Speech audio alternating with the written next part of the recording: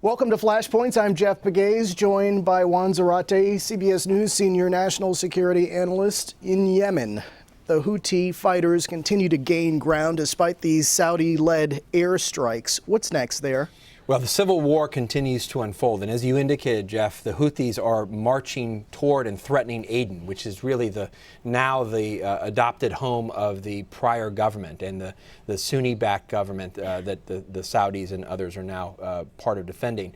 And so that is unfolding, and despite the airstrikes and despite the intervention by the Saudis and this coalition of 10 Sunni governments, you don't have necessarily progress against the Houthis. So that raises the specter and the question of whether or not the Saudi suggestion that they would be willing to put troops on the ground, to be supported perhaps by even the Egyptians or the Pakistanis, that may have to come to fruition, that the Sunni-backed elements in Yemen are under threat enough to suggest that you're going to have to put in ground troops. Now, the Saudis really don't want to do that. They're hoping that air power will sway the battle.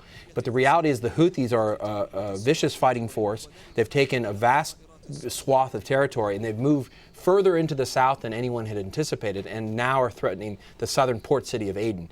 And so the civil war is unfolding with these regional dynamics beginning to impact quite importantly. Well, what is the significance historically of this Saudi-led force? This is sending a signal, isn't it, in the region? Absolutely, and it's significant for several reasons, Jeff.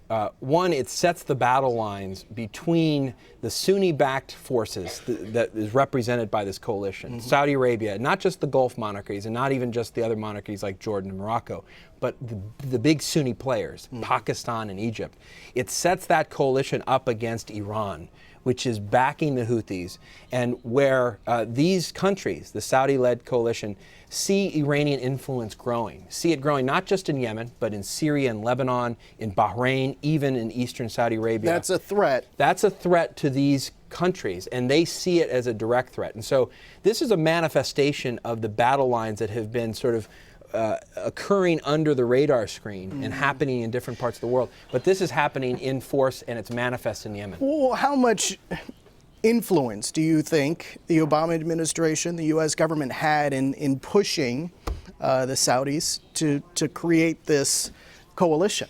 Well, this is another interesting dimension of this. I don't think much at all. And in fact, the U.S. is supporting this coalition and providing, for example, refueling of Saudi aircraft.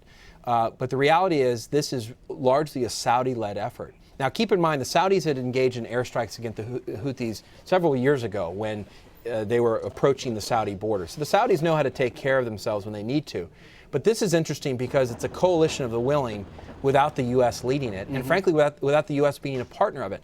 Now, the Obama administration in many ways has wanted countries to take more ownership of their security. And so in some ways, this is a helpful model.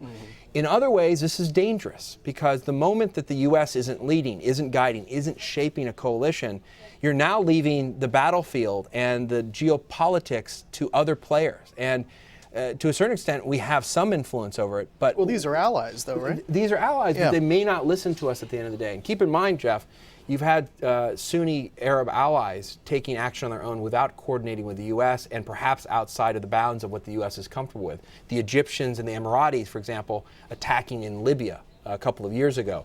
And so we've got to be careful what we wish for here. In wanting others to take more ownership of their security, absolutely right in concept, but what are the downstream impacts and effects of that, especially when you have this roiling Sunni-Shia battle happening regionally? Because the real danger here is that what Yemen emerges is not just these battle lines that we described, but actually the beginning of a deeper regional war. And with these countries now worried about an emboldened Iran, perhaps even with nuclear capabilities, this perhaps inflames that tension in that regional war and could become a broader conflagration. Okay, Yemen, another region where you have these day-to-day developments. Yeah, you've got to watch it carefully, and the battle lines are not neat or clean. Yeah, because as many have often said about Yemen, it's a snake pit. and you've got to watch the different actors as they move. And so it's interesting. But what's critical here, I think, for viewers to note is perhaps a window into this broader regional conflict. And as Yemen goes in that context, may too the region go in terms of broader conflict. Yeah, I think it was a former leader of that country who said ruling it is like dancing on the heads of snakes. That's exactly right. And he's now back involved playing with some of those snakes. Yes. For Juan Zarate, I'm Jeff Pegues, and that is Flashpoints.